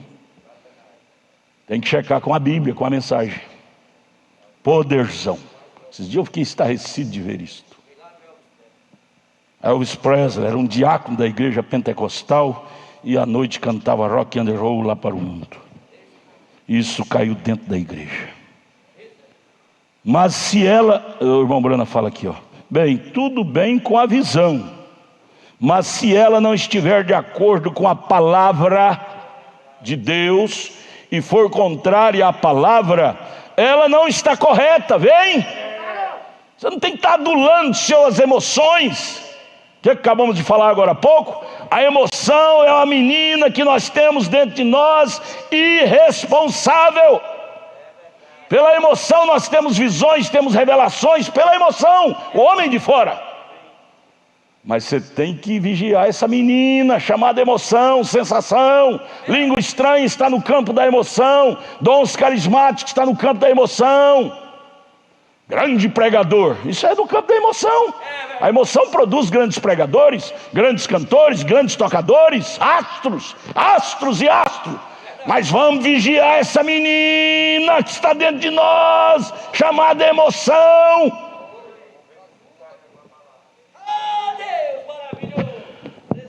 Parágrafo 37, estou lendo o sexto selo. Aí ele fala sobre visão, revelação, que alguém baseou-se nela e chocou com a Bíblia. Veja aqui, ó. Agora pode ser que eles estejam presentes. Alguns irmãos e irmãs mormons, da igreja dos mormons, que no Brasil tem muito deles. E pode ser que alguns deles obtenham essa cita que eu estou pregando. Deus ajude, né? Agora, e eu não quero dizer que algumas das melhores pessoas, são pessoas educadas, gente boa, que você poderia encontrar, seria o povo mórmon. Uma classe muito boa de pessoas educadas, e então seu pobre profeta, o fundador da igreja dos mórmons, seu pobre profeta Joseph Smith, que o povo metodista matou ali em Illinois, em sua viagem, metodista, matava pela sua fé. Então aquele bom homem, Joseph Smith, fundador dos Mormons, e a visão, ele teve uma visão. Eu não duvido de modo algum que ele teve a visão. A pessoa chega para você e diz: eu tive uma visão, tive uma revelação. Você não vai ser um chuco. Você diz: seja educado. O irmão Branham era tão educado. Ele disse: eu não descreio que o senhor teve uma visão, senhor Joseph Smith. Eu creio que ele era um homem sincero. Porém, a visão que ele teve estava contrária às Escrituras. Eu não duvido que ele teve uma revelação, uma visão. Eu não duvido que o Constantino, do ano 325 depois da morte de Cristo, teve uma visão das três deuses. Foi ele que fundou a doutrina da Trindade. Constantino, imperador de Roma. Eu não duvido que ele teve uma visão, uma revelação. Só que não veio de Deus, porque choca com a Bíblia. Viu? Segurar na linha traçada chamada Bíblia te evita de te enredar com coisas erradas.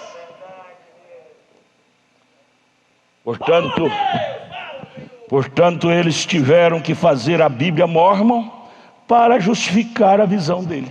O que fizeram? Rasgaram essa Bíblia. Eles não usam essa Bíblia. Todos os povos dos Mormon, aqueles que andam de 2 em 2 nas casas, eles não usam essa Bíblia nossa.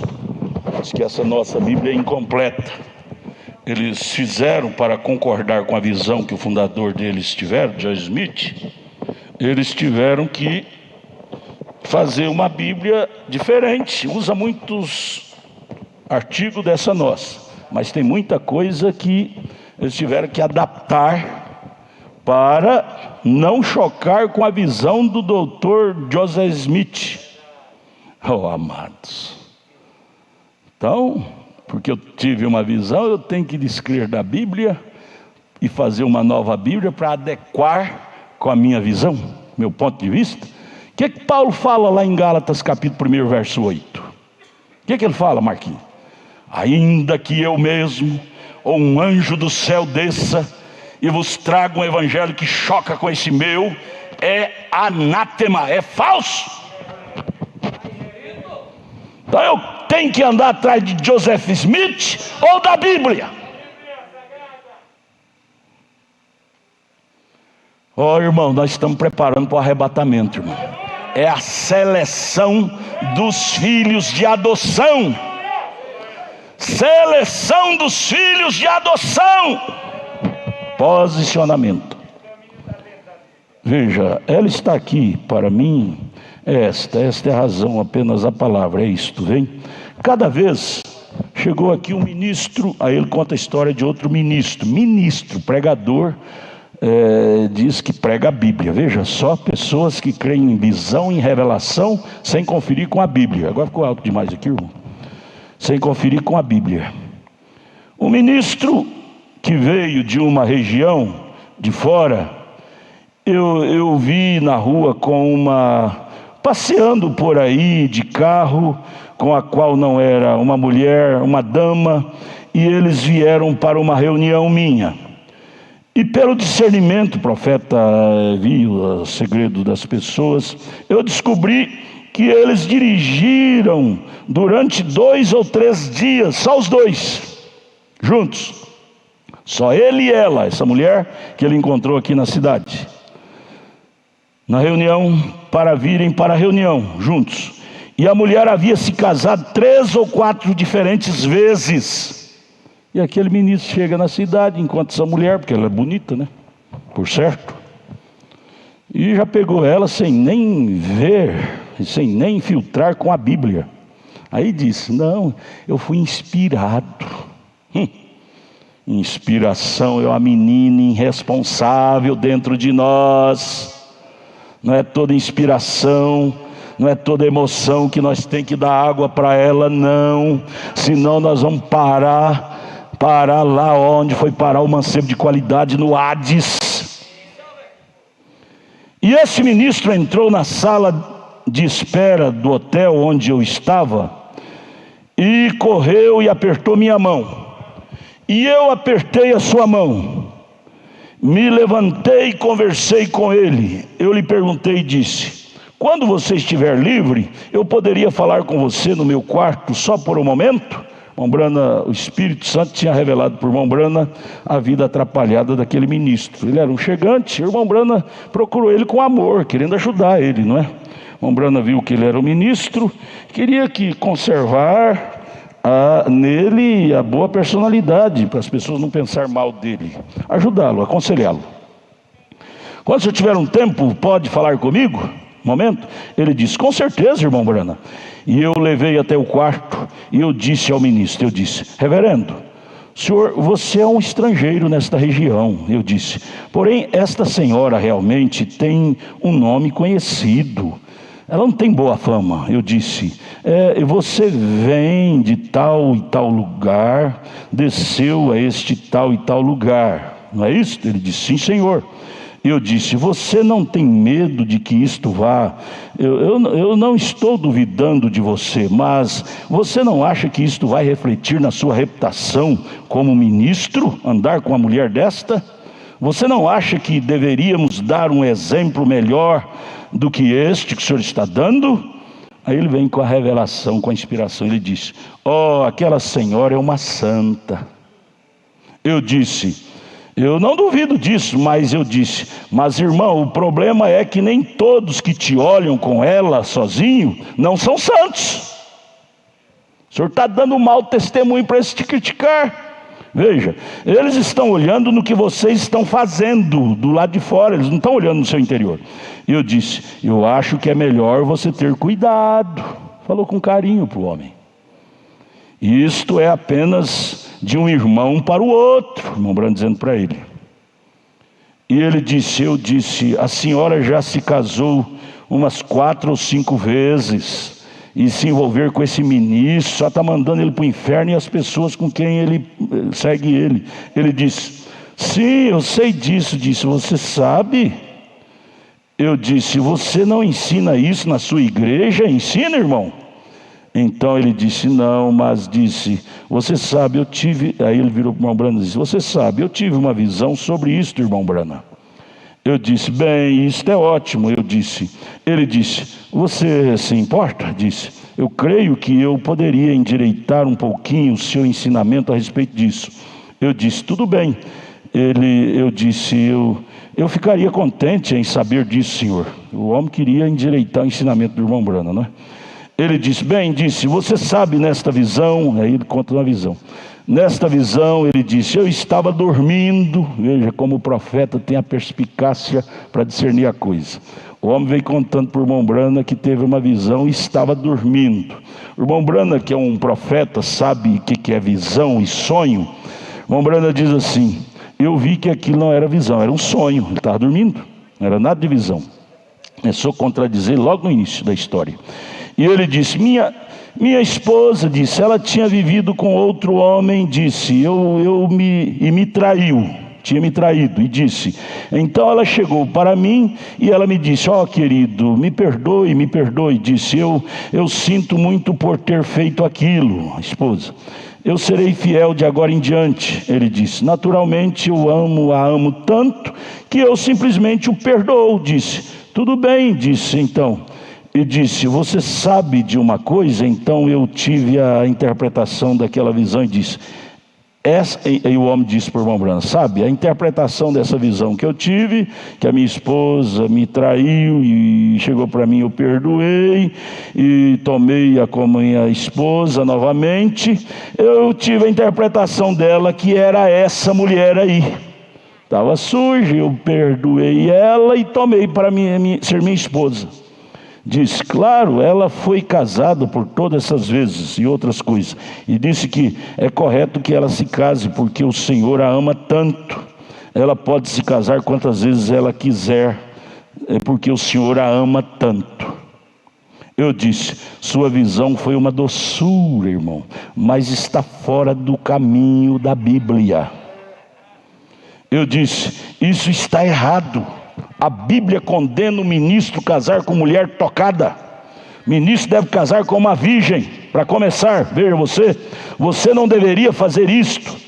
Então isto vem, mas quando você vê a Escritura se encaixando com a Escritura, formando uma continuidade constante, onde se juntam, aí está a verdade. As Escrituras, onde essa Escritura para, essa outra que vem, encaixa, retrata todo o quadro. É como montar um quebra-cabeça de palavras cruzadas assim. Você encontra a peça e se encaixa. Não há nada mais do que possa se ajustar aquilo. Então você começa a ter o quadro ajustado. E há somente um que pode fazer esse quadro se ajustar. É Cristo. Então estamos olhando para Ele. Fora dele, você vai ter o quadro todo complicado. Agora vamos encerrar aqui o quinto selo, parágrafos 158, 159 e 160. Vamos encerrar com essa colocação. O irmão Branham contando aqui no quinto selo sobre as eras da igreja. O povo, ao passar dos anos, do tempo, o povo foi acostumando com a palavra, acostumando com o evangelho e foi relaxando. Escute, acorde, belisque quem está dormindo do seu lado e dá um beliscão na costela dela. É bom ouvir isto. Acorde. A era de Laodiceia, vocês lembram, faz 48 anos que eu aceitei essa mensagem. Era fogo puro. Mas ao passar dos anos, pessoas vão se acostumando com a palavra e vão relaxando na doutrina. Isto aconteceu em todas as eras. Veja aqui a colocação do irmão Branham. Quinto selo, 158. E quando John Wesley chegou, depois de Zwingli ter vindo e Calvino, a era de Calvino, uma vez na graça, para sempre na graça, era uma das teses de Calvino. Zwingli era justificação pela fé, restolho de Lutero, né? Justificado pela fé. Só crer, a mensagem de Lutero era esta: crer, já está tudo certo, só crer, já está tudo concluído. Zwingli, os últimos, Calvino, uma vez salvo, para sempre salvo, era a doutrina dos calvinistas. Cria em predestinação, tudo bem, correto, é Bíblia.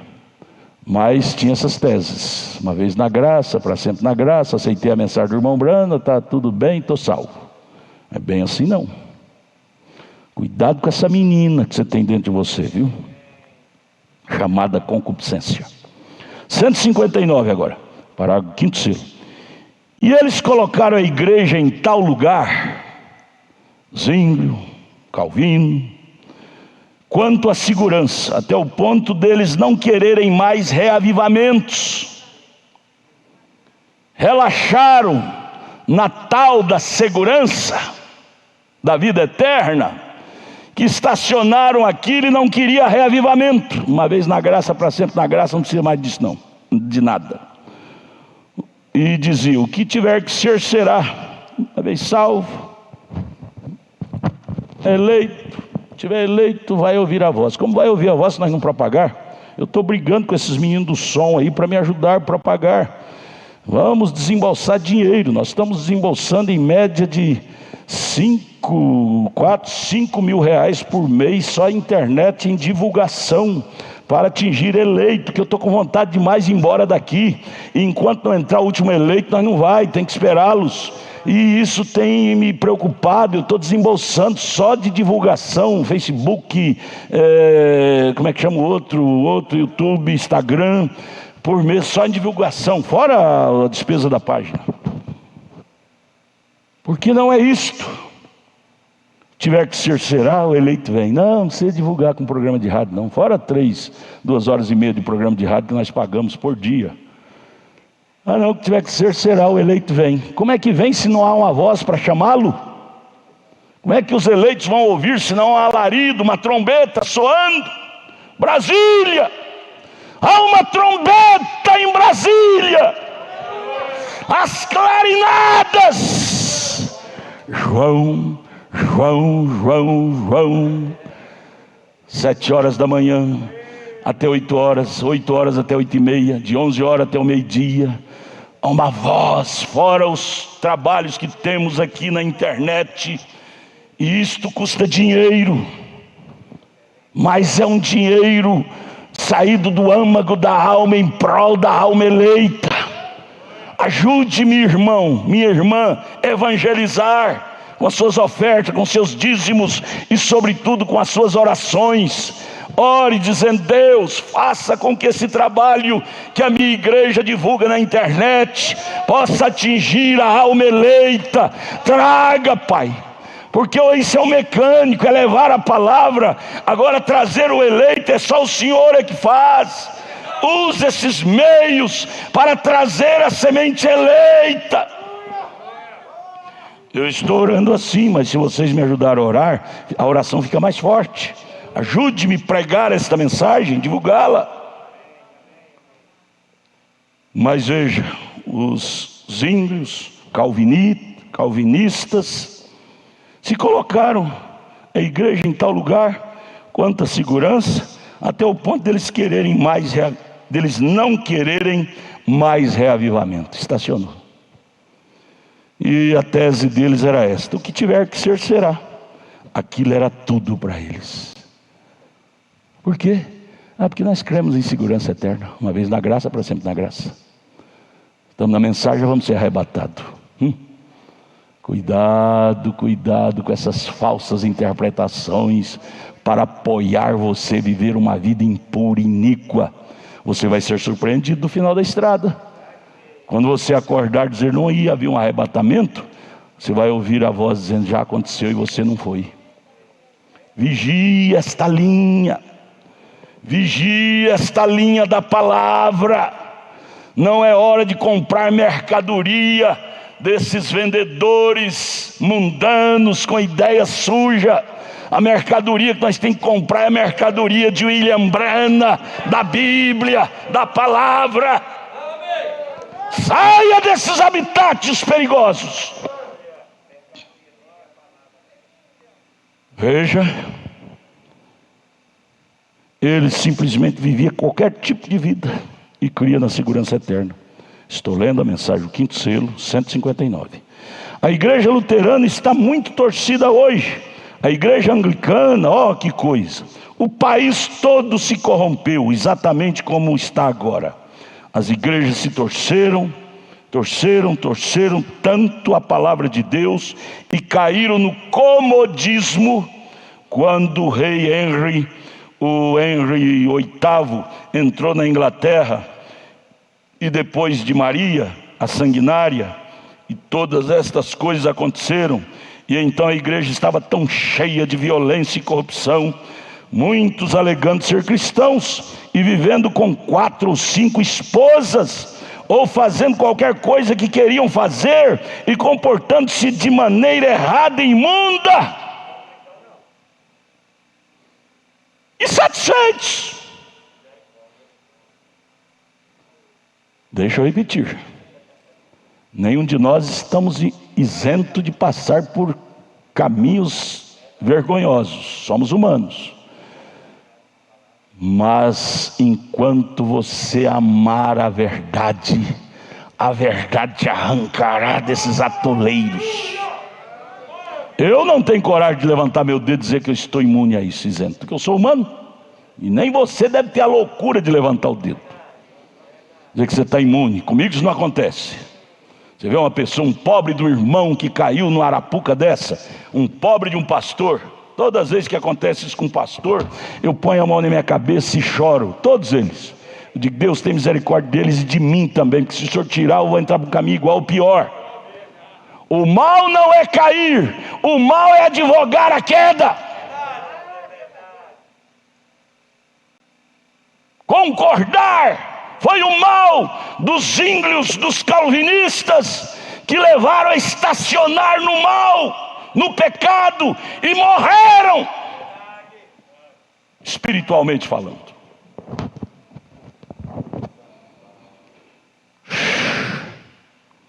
Mas ali, por eles se estacionarem, segurança eterna. Oh, acaba não, mundão, tá bom demais.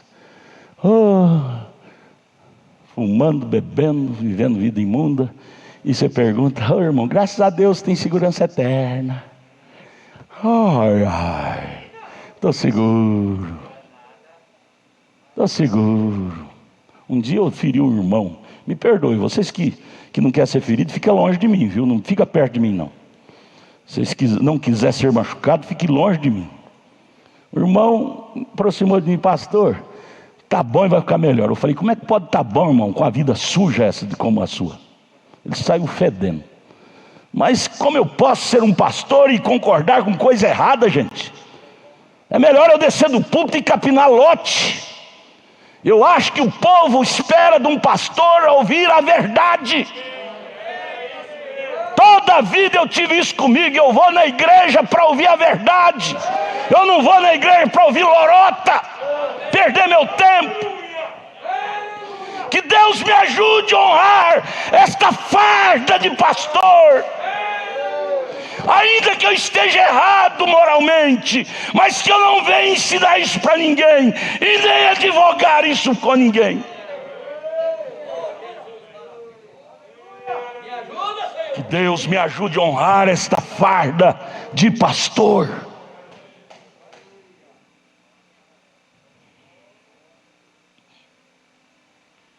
A igreja estava tão cheia de violência, corrupção, muitos alegando ser cristãos e vivendo com 4 ou 5 esposas, ou fazendo qualquer coisa que queiram fazer, comportando-se de maneira errada e imunda.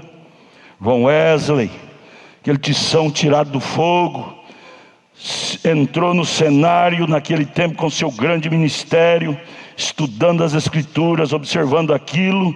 Lhe foi revelado que o sangue de Jesus Cristo santifica o crente. Não é só justificar, é santificar. E a palavra santificar quer dizer separá-lo do pecado. 3 degraus para irmos para o céu. Há 3 degraus para irmos ao céu: justificação, crer na palavra. Não é só isso. Santificação, sair do campo do pecado, da prática do mal. É a santificação. E depois, 3º degrau, batismo com o Espírito Santo, que é a adoção. A adoção só vem depois da santificação, da separação do mundanismo. Eu sou o primeiro da fila, viu? Estou sentado bem aqui no meio ali, ó. Aqui está, minha teofania está aí ao lado do senhor, viu, irmão? Como é que o senhor chama? Donizete Erivan. Minha teofania está aí. Meu membro é minha teofania. Estou pregando para mim, viu? Se servir para vocês pegam. O Adalto é o primeiro que precisa de ouvir o evangelho. Como é que o Adalto pode pregar o evangelho se ele não ouve o evangelho, se ele não luta para obedecer o evangelho? Ele está desmoralizado. Portanto, todos os cultos que eu prego aqui, minha teofania está aí no primeiro banco. Estou pregando para minha teofania. Servir para vocês, amém. Eu creio que serve, porque senão vocês não estavam vindo. Eu creio que vocês amam isso, por isso que vocês vêm aos cultos. Obrigado, obrigado, obrigado pela sua presença. João Wesley, estudando as Escrituras, observando aquela frieza dos crentes, lhe foi revelado que o sangue de Jesus Cristo santifica o crente também. Separa, e você está, não deviam. Então o que ele fez? Ele saiu com outra reforma. João Wesley, aquele tição de fogo, saiu com a reforma da santificação. E ele salvou o mundo em seu dia, aquela tese da santificação, que foi o segundo degrau. O que era aquilo? Aquele homem, o poder da besta, do lado de Deus, do animal. 4 bestas: boi, leão, boi, homem e águia. Essa besta, que é o poder, aí a era do homem, né? Lutero, Wesley, foi a terceira besta, o homem. Deus usou aquele homenzinho pequeno. Wesley. Wesley tinha 17 irmãos. A mãe dele chamava-se Susana Wesley, era uma cristã. Que forma que Wesley foi formado, que lar de mãe. Diz a história que ela tirava 2 horas por dia para catequizar seus filhos, ensiná-los a amar a Bíblia, orar, ler a Bíblia. E por causa daquele esforço de mãe, de Susana Wesley, todos os seus filhos foram astros nas mãos de Deus. João Wesley, aquele tição de fogo pregador, pregava 3 sermões por dia, ardentemente. Carlos Wesley foi um grande escritor de hinos, e cada um deles. E ele se tornou aquela tocha de fogo e promoveu a reforma que o povo de Zwinglio, de Calvino, precisava sair do estacionado para algo mais, que é a santificação. E agora chega William Branham e dá uma sacudida nos wesleyanos que estacionaram só na santificação. E o William Branham chega e diz: tem um degrau a mais, é batismo com o Espírito Santo.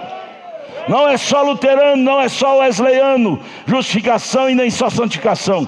Agora eu complemento: batismo com o Espírito Santo. Esse homem baixinho, careca, que nasceu lá nas cabanas dos Estados Unidos, Deus tomou esse homem como tocha de fogo para esta era que nós estamos vivendo.